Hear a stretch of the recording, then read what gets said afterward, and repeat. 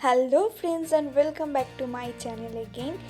আগের ব্লগে তোমরা দেখেছো যে তাকদা থেকে বেরিয়ে পড়েছিলাম আমি দার্জিলিং যাওয়ার উদ্দেশ্যে। এইবার দার্জিলিং যাওয়ার পথে প্রথমে দাঁড়িয়েছিলাম লামাহাটা এই পার্কটাতে। এই পার্কটা খুব সুন্দর ছিল। এই পার্কে আমি অনেকগুলো ভিডিও করেছিলাম, এখানে ড্রেস পরেছিলাম, কিন্তু আনফর্চুনেটলি আমার থেকে সেই ভিডিওগুলো ডিলিট হয়ে গেছে।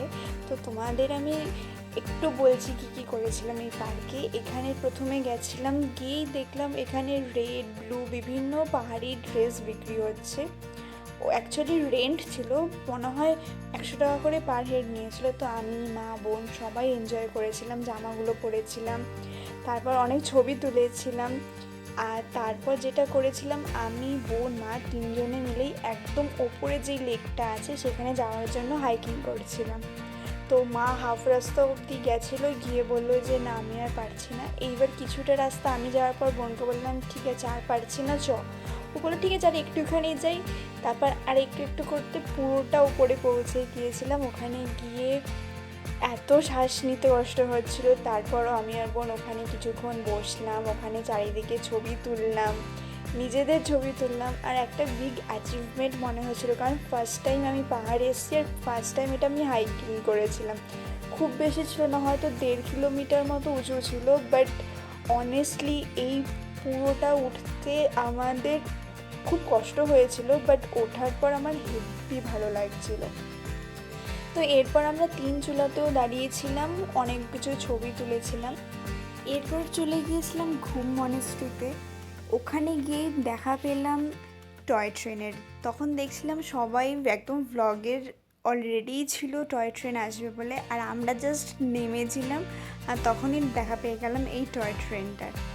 এরপর এখান থেকেই চলে গেলাম, এর পেছনেই ছিল ঘুম মনেস্ট্রিটা, সেখানে গেলাম, গিয়ে দেখলাম বুদ্ধের টেম্পল রয়েছে। ভেতরটা ভীষণ শান্ত জায়গা, আর এত বড় বুদ্ধর একটা মূর্তি রয়েছে। এর বাইরে দেখছিলাম বিভিন্ন ধরনের কিচেন, বিভিন্ন জিনিস বিক্রি হচ্ছিল। আর এরপর চলে গিয়েছিলাম বাতাসিয়া লুপ, যেটা দার্জিলিংয়ের একটা অন্যতম টুরিস্ট প্লেস। আর বাতাসিয়া লুপ মানেই হচ্ছে টয় ট্রেন, যে অ্যাকচুয়ালি এখান থেকে যে ঘুম মনেস্ট্রিটা দেখা যাচ্ছে সেটাই হচ্ছে বাতাসিয়া লুপের যে টয় ট্রেনটা ঘোরে, সেটা ওখান থেকেই যায়। এই যেই টয় ট্রেনটা একটু আগে আমরা দেখেছিলাম এটাই হচ্ছে সেই টয় ট্রেনটা। অ্যাকচুয়ালি আমাদের আগে থেকে টিকিট কাটা ছিল না, আর সত্যি বলতে সেই সময় অলরেডি লেট হয়ে গেছিলো, টাইমও ছিল না। তো বাতাসিয়া লুপে কিছুক্ষণ আমরা টাইম স্পেন্ড করে চলে এসেছিলাম ডাইরেক্ট আমাদের হোটেল মহাকালে আমরা ছিলাম, কারণ সারাদিন প্রচণ্ড জার্নি করেছিলাম। আর যেখানেই গেছিলাম না কেন অনেকটা টাইম যেহেতু স্পেন্ড করেছিলাম, প্রায় তখন বেঁচে গেছিলো 3টে, 3:30। এরপর একটু রেস্ট নিয়ে আমি আর বোন দুজন মিলে বেরিয়ে পড়েছিলাম সন্ধ্যার সময় এই নিয়ারবাই দার্জিলিংয়ের আশেপাশের অঞ্চলটা ঘুরে দেখার জন্য। তো রাত্রেবেলা, আর যেহেতু তখন চলছিল ক্রিসমাস টাইম, তো চারিদিকে দেখছো কত সুন্দরভাবে চারিদিকটা সাজানো রয়েছিল।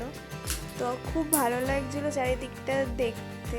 আর যেহেতু আমি আর বোন দুজন মিলে বেরিয়েছিলাম, মা রুমেই ছিল, তো আলাদাই একটা মজা পাচ্ছিলাম, কারণ আমি আর বোন জাস্ট দুজন, যা ইচ্ছে তাই করবো এরকম একটা ব্যাপার। তো এরপর চলে গেছিলাম এইখানে, এটা একটা মহাকাল মার্কেট ছিল, সেইখানে গিয়ে দেখলাম এরকম দুটো এখানে স্ট্যাচু রয়েছে, আর জায়গাটা খুব ভালো লাগছিলো এই জায়গাটা। কিন্তু চারিদিকটা এত মানে ভিড় ছিল সেই সময়, বসার কোনো জায়গাই পাচ্ছিলাম না।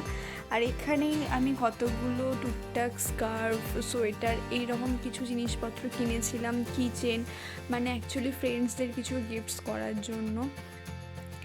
আর এই যে দেখছো এখানে অনেকগুলো স্ট্রিট ফুডের দোকান, যেগুলো থেকে আমি 1 প্লেট স্টিম মোমো নিয়েছিলাম। আর দার্জিলিংয়ের মোমো ইজ অসাম।